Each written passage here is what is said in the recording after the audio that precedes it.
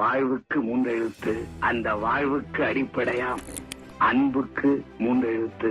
அன்புக்கு துணை நிற்கும் அறிவுக்கு 3 எழுத்து. அறிவார்ந்தோர் இடையிலும் காதலுக்கு 3 எழுத்து. காதலர்கள் போற்றி நின்ற கடும் வீரமோ 3 எழுத்து. வீரம் விளைக்கின்ற களம் 3 எழுத்து. களம் சென்று காணுகின்ற வெற்றி 3 எழுத்து. அந்த வெற்றிக்கு நமையெல்லாம் ஊக்குவிக்கும் அமைதிமிகு அண்ணா 3 எழுத்து. என்று கலைஞர் கவிதை பாடினாரே, அந்த அண்ணா எனும் 3 எழுத்துதான் அரை நூற்றாண்டுக்கும் மேலாக தமிழ்நாட்டு அரசியலின் திசையை தீர்மானிக்கிறது. 1909 செப்டம்பர் 15 காஞ்சியிலே பிறந்த ஒரு சிறு நெருப்பு பொறிதான் பிறகு தமிழ்நாட்டு அரசியல் வானில் உச்சியில் ஒளி வீசிய உதயசூரியன் ஆனது. சென்னை பச்சையப்பன் கல்லூரியில் படித்து தமிழிலும் ஆங்கிலத்திலும் புலமை பெற்றிருந்த அண்ணாவுக்கு அரசியலில் ஆர்வம் ஏற்பட்டது. ஆரியர்களின் ஆதிக்கத்தை எதிர்த்து பார்ப்பனர் அல்லாதார் உரிமைக்காக போராடிய நீதி கட்சியின் ஆதரவாளர் ஆனார் அண்ணா. 1935ஆம் ஆண்டு திருப்பூரில் நடந்த செங்குந்த இளைஞர் மாநாட்டில் பெரியாரை முதலாக சந்தித்தார் அண்ணா. அதன் பின் அவர் கண்டதும் கொண்டதும் ஒரே தலைவர், அவர்தான் பெரியார்.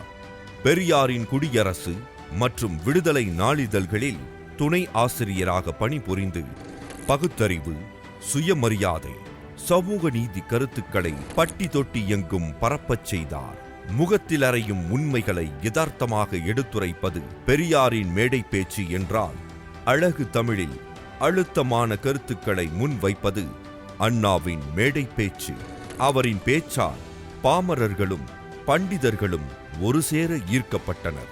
இவரே எங்கள் அண்ணா என்று இளைஞர்கள் அவர் பின்னால் அணி திரண்டனர். ஒரு வடநாட்டு பெரியவர் என்னிடத்தில் மிகுந்த என்னை பாராட்டிவிட்டு சொன்னார், நீங்கள் முயற்சி செய்தால் 3 மாதத்தில் இந்தியை படித்து விடலாம் என்றார். நான் ஒப்புக்கொண்டேன், ராமாவையா 3 மாதத்தில் படித்து விடலாம் என்று.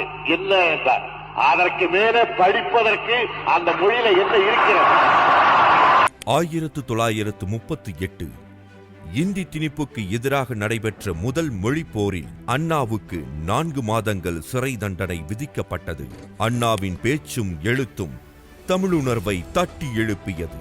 ஆரியத்துக்கு எதிராக பெரியார் விடுத்த அறைகூவலை அறிவார்ந்த படைப்புகளாக மாற்றினார் அண்ணா. வெறும் அரசியல் தளத்தில் மட்டுமல்லாமல் கலை இலக்கியத்திலும் புரட்சி நடத்தி பண்பாட்டு தளங்களில் பாய்ச்சல் நிகழ்த்தினார் அண்ணா.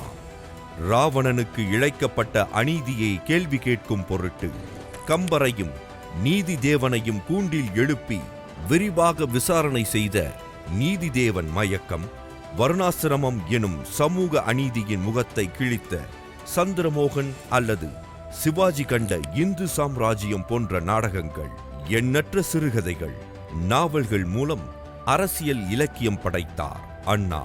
கம்ப ராமாயணமும் பெரிய புராணமும் திராவிடர்களை இழிவு செய்கிறது என்ற அண்ணாவின் கருத்தை மறுத்து விவாதிக்க வந்த ரா.பி. சேதுப்பிள்ளை, நாவலர் சோமசுந்தர பாரதியார் என்ற 2 தமிழறிஞர்களும் விவாதத்தில் தோற்றனர். அந்த விவாதத்தில் அண்ணா ஆற்றிய உரை தீ பரவட்டும் என்று சிறு நூலாகி பகுத்தறிவு தீ பற்றி பரவியது. திரைத்துறையிலும் கால் வைத்த அண்ணா சமூக நீதி சாதனை படைத்தார். கடவுள் பெயரிலும் அரசர்கள் பெயரிலும் திரைப்படங்கள் வெளியானதை மாற்றி வேலைக்காரி எனும் தலைப்பில் அண்ணாவின் எழுத்தில் திரைப்படம் வெளியானது எளிய மனிதர்களுக்கான பெரிய வெற்றி. அண்ணாவை தொடர்ந்து கலைஞர், நாவலர் நெடுஞ்செழியன், பேராசிரியர் அன்பழகன், முரசொலி மாறன், ஏவிபி ஆசைத்தம்பி, சிபி சிற்றரசு, எஸ்.எஸ். தென்னரசு என்று மேடை பேச்சிலும் கலை இலக்கியத்திலும் புரட்சி செய்ய தம்பிகளை தயார்படுத்தினார். அண்ணாவும் அவரது தம்பிகளும் வந்த பிறகுதான் நமஸ்காரம் வணக்கம் ஆனது. அபேட்சகர் வேட்பாளர் ஆனது. வடமொழியும் மூட நம்பிக்கையும் ஆக்கிரமித்த நாடகம், சினிமாக்களில் தமிழையும் பகுத்தறிவையும் கொண்டு வந்தது அவர்கள்தான். பெரியாருடன் கருத்து மாறுபாடு ஏற்பட்டு 1949 செப்டம்பர் 17 திராவிட முன்னேற்ற கழகத்தை தொடங்கினார் அண்ணா.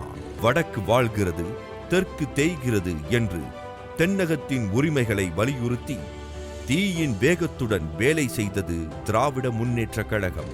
1957 தேர்தலில் 15 சட்டமன்ற உறுப்பினர்கள், 1962 தேர்தலில் 50 சட்டமன்ற உறுப்பினர்கள் என்று வேகமாய் வளர்ந்தது திமுக. மாநிலங்களவை உறுப்பினராகி நாடாளுமன்றம் சென்ற அறிஞர் அண்ணா கூட்டாட்சிக்கான குரலை ஓங்கி வளர்த்தார். அவர் தமிழ் பேச்சைப் போலவே ஆங்கில உரைக்கும் ஏராளமான ரசிகர்கள் உண்டு. இந்திய நாடாளுமன்றம் முதல் அமெரிக்க ஏல் பல்கலைக்கழகம் வரை உரக்க ஒலித்தது அண்ணாவின் ஆங்கில உரை. When they take keen interest in Asian problems, they pay special attention to India because they consider India to be the experiment station for democracy.